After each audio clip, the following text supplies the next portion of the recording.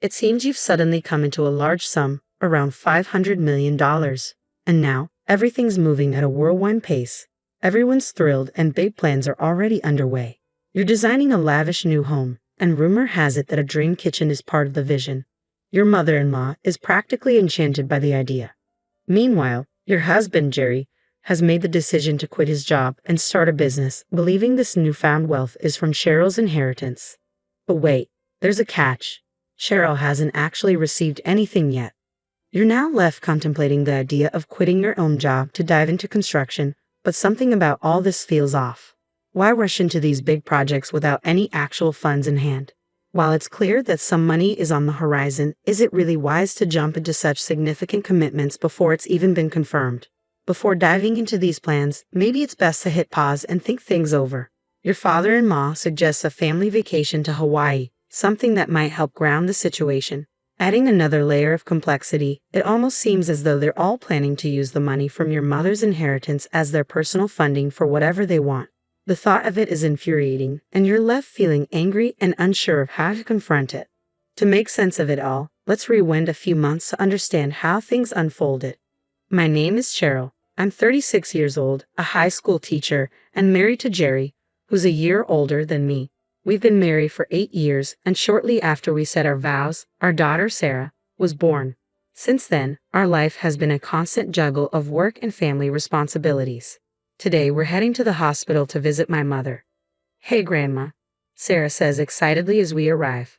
My mom greets her with a gentle smile, running her fingers through Sarah's hair. I can tell she looks frailer than before, her once vibrant face now subdued with age. There's a man in a suit standing beside her bed. When our eyes meet, he gives me a subtle nod before quietly exiting the room. "Mom, who was that?" I ask, curiosity piqued. "Oh, just someone I know. Nothing to worry about," she reassures me, her voice calm. She turns her focus back to us. "How have you been, Cheryl? And how's Jerry?"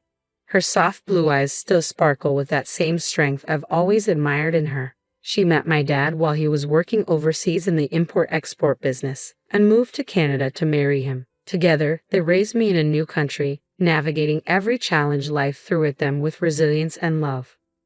Growing up, my mom was my biggest teacher. She instilled in me the values and knowledge that now enable me to be a teacher myself, and I'm forever grateful for the loving and supportive upbringing she gave me. Sadly, my father passed away a few years ago, and now it's just been my mom, dealing with her health problems and frequent hospital stays. She eventually passed on the family business to a relative and now spends most of her time in the quiet solitude of her hospital room. "I'm doing well, Mom. Is there anything you need?" I asked during one of our visits. "Just having you and Sarah here is more than enough," she replies, her smile warm and comforting. After a bit of catching up, Sarah, at that age where she's becoming more independent, eagerly shares updates about her school and the books she's been reading. I'm so proud of her. She's blossoming into a bright, honest child, and despite my bias, I see it clearly. When we get home, Jerry greets us. "Hey, welcome back. How's my mom doing?" "Same as always," I reply, and then ask about his day. "How was your seminar? I heard it was a good one." Lately, Jerry has been attending seminars all about quitting his job and starting some kind of side hustle. It seems he's on a mission to chase more money, even though we're managing just fine with my teacher's salary. To be honest, I'm not thrilled about his growing obsession with financial gain, something I suspect he picked up from his parents. They've always been frugal, constantly asking us for small loans and rarely indulging in gifts, even for special occasions like Christmas. Thankfully, they live far enough away that we don't interact too often. Despite this, Jerry is still a big help around the house, which keeps things manageable for us. I found comfort in our simple life, surrounded by my mom, Jerry, and Sarah. But everything changed one day when I received a call from the hospital. Mom's health had suddenly worsened, and she was in critical condition. We rushed to her side, not knowing what to expect. With her last bit of strength, she looked at me and said, "Cheryl, I've always wanted you to be happy. Take care of Sarah." Her words lingered in my mind as we faced the harsh reality of her fragile state. She meant everything to me. "I love you" were her final words. My mom, who had dedicated her life to raising me and adored Sarah more than anything, left us with those tender parting words. At her funeral, seeing her serene expression, all I could do was cry. Sarah, standing by my side, cried with me. It was an unbearable moment, but we were together in our grief. Sometime after Mom passed, an envelope arrived from a law firm. It had an unfamiliar return address. Inside, to my astonishment, was my mother's will, which left everything to me. Mom and I had never discussed inheritance, so the contents of the will came as a complete surprise. Still shaken, I decided to visit the law firm to understand the details. When I arrived, I was greeted by Mr. Roy, the attorney. "Hi, I'm Mr. Roy," he introduced himself. He wore glasses, the same man who had been in the hospital room when I visited Mom.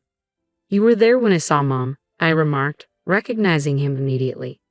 "Yes, we met briefly," Mr. Roy confirmed, his tone soft. "Your mom entrusted me with something very important," he added, his words almost bringing me to tears once again. $500 million. I blurted out in shock, unable to contain my disbelief. "Yes, Cheryl," he replied gently. "When your dad passed, your mom handled all the inheritance. Now, with what she saved and what she's left you after taxes, that's the amount." I had always known my parents were well off, but I'd never involved myself with their financial matters or asked for money after getting married. The sum was overwhelming. I didn't expect this," I admitted, feeling a wave of dizziness from the revelation. "But I see it as a sign of love from my mom." Mr. Roy nodded. "I'll leave it in your hands, Cheryl. Your mom cared for you deeply, and she asked me to assist you if needed. Feel free to reach out anytime." "Thank you," I responded, grateful for his kindness. I nodded before leaving the office, trying to absorb everything. As the 50th day memorial of my mother approached, Jerry started bringing up my inheritance more and more. He had always known my parents were wealthy, but his constant probing became increasingly uncomfortable, especially during my mourning period. I wasn't ready to face these discussions yet, but it was becoming harder to avoid them. Whenever I asked Jerry to drop the subject of my inheritance, he would agree, only to subtly bring it up again later. His persistence began to feel intrusive, especially as I was trying to navigate my grief. The atmosphere at my mother's memorial was already emotionally charged, and the last thing I needed was more stress. But then Cheryl's in-laws added an unexpected layer of complexity to the situation. Her father-in-law approached her with an offer. "Cheryl, if you're worried about handling the inheritance, we're here to help," he said, his voice full of assurance. "We've been through inheritance disputes before. They can get complicated, especially with unmarried siblings involved." Her mother-in-law quickly joined in, eager to offer her support. "We're here for you, Cheryl," she added with a smile. Despite their kind words, Cheryl felt uneasy. She had never relied on her in-laws for financial matters before, and their sudden eagerness to get involved left her feeling uncomfortable. She could only offer a vague response, trying to deflect their assumption that she needed their help. 2 months passed since her mother's passing, and Jerry finally broke his silence. "Have you gotten your mom's inheritance yet?" he asked, his tone blunt. The question sent a chill through Cheryl, and she hesitated before replying. "Not yet, it's a complicated process." But Jerry, seemingly frustrated, quickly ended the conversation and went to bed, leaving Cheryl with a sinking feeling in her stomach. The next evening, as Cheryl and Sarah were cleaning up after dinner, the doorbell rang. Sarah rushed to answer it, and Cheryl, glancing from the kitchen, saw her in-laws arriving. Jerry had just come home from work. "Why are they here?" Cheryl whispered to Sarah, a mix of surprise and anxiety in her voice. "It's okay, Mom," Sarah said, darting nervously to her room. Cheryl went to greet her in-laws at the door. Mr. Roy, her father-in-law, burst in cheerfully without waiting for an invitation. He grabbed a beer from the fridge and announced, "We're here to celebrate. You inherited over $500 million. We've even started building a duplex for all of us to live in, complete with your dream kitchen. Be happy, Cheryl." Her mother-in-law added dreamily, "Just imagine, a beautiful duplex, Cheryl." Cheryl stood there, overwhelmed, not only by the news of her inheritance but also by their sudden forwardness. The realization hit her that decisions about her life and finances were being made without her consent. The situation was quickly spiraling out of control. Then, Cheryl discovered that Jerry had unilaterally decided to put down half of their savings, as well as some of the money his parents had saved, toward a loan, all in his name. He expected it to be covered by her yet-to-be-received inheritance. He beamed with pride and anticipation, announcing, "I've quit my job and I'm starting a business with your inheritance." Cheryl was stunned. "Wait a minute," she said, trying to process it all. "What's going on? I haven't even received any inheritance yet, and you're talking about quitting your job and building a duplex? Let's not beat around the bush, Jerry replied, a tone of finality in his voice. It's clear you've inherited. If you don't claim it within 2 months, you can't refuse it. You've definitely inherited, right? It was then that Cheryl realized everyone had already assumed control over the funds, as if it was all settled. The weight of it all began to sink in. I hadn't even claimed the inheritance yet, but Jerry and my in-laws were already making plans to live off what they assumed was mine, over $500 million, according to my father-in-law's rough estimate. Thanks, Mom, Jerry said, seemingly oblivious to how overwhelming and inappropriate his demands were. Make sure to arrange the money for the duplex and my capital. Hearing him speak like that left me reeling. I was furious and deeply hurt by their sense of entitlement to my mother's legacy, which was meant for me, not for their lavish fantasies. My main concern was Sarah, who was still in the other room. I tried to maintain my composure, but I could feel myself unraveling. Needing to escape, I excused myself. I'm stepping out for a bit. They hardly noticed, too engrossed in their conversation about the inheritance. I left the house and walked to the nearby hilltop park. The night air was brisk, and as I reached the solitude of the park, tears began to flow. Alone, I cried silently, the cool air mixing with the hot tears streaming down my face. I was consumed by a rush of frustration and feelings of exploitation. Amidst the turmoil, thoughts of a potential divorce surfaced. The image of Sarah held me back. My mother's last words echoed in my mind. Take care of Sarah above all else. Those words grounded me, strengthening my resolve to protect Sarah's happiness and well-being, no matter what. As I wept on the hilltop, I was startled by an unexpected presence. Looking up, I found a calm figure approaching, their gentle words offering a moment of peace. 5 days later, with newfound resolve, I called a meeting at a restaurant with private rooms. When I arrived, Jerry wasted no time. So you're back home. Did you withdraw the money? He blurted out. Cheryl, you shouldn't just leave without telling your husband. Ignoring their insinuations, I calmly placed the document on the table. It was a fill-out divorce notice. Jerry's face drained of color as he stammered, "Oh, what's this?" I want a divorce, I said, my voice steady but firm, cutting through the tension in the room. Jerry's panic was immediate. He turned to my in-laws, who exchanged anxious glances. You can't just leave us like this, Jerry exclaimed. Ever since you inherited from your mom, you've become so greedy, he accused. I looked him straight in the eyes, unflinching. Ever since I inherited, you've been out of control. Quitting your job, planning to live off my money, using my savings to fund your dreams, and now planning extravagant trips without consulting me. Tell me, who really changed when the money came into the picture? You can't just divorce me out of nowhere. Jerry's voice was desperate. Half of everything is mine, including our savings, and half of the inheritance. As they pressed in with their demands, the door suddenly opened. Sarah and Mr. Roy, the attorney, entered, bringing a sudden hush to the room. Dad, Grandpa, Grandma, you should know better, Sarah said, her voice steady and mature beyond her years. Mom's inheritance isn't shared property, right?